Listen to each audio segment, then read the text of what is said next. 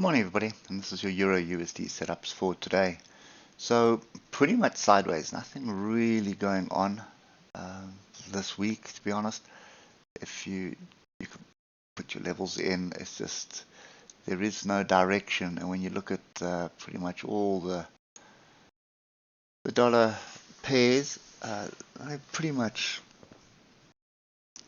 going all over the place. They're not really gaining structure. I think it's just like the emerging markets, like the rand dollar, which has the dollar has weakened against the rand, but against the euro at the moment, this is, for all intents and purposes, sideways. We either need to break structure to the upside, or we need to break structure to the downside in order to look for an opportunity on this.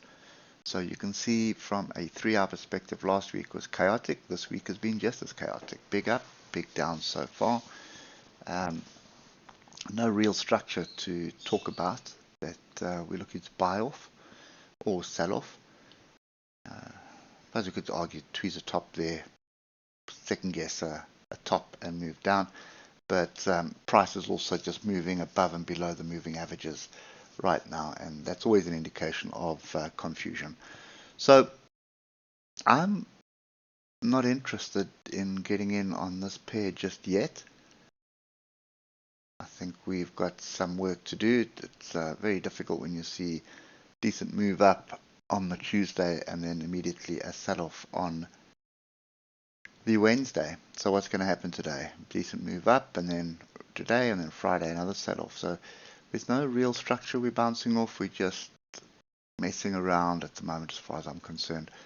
So I am rather of the opinion to sit back and wait for better days.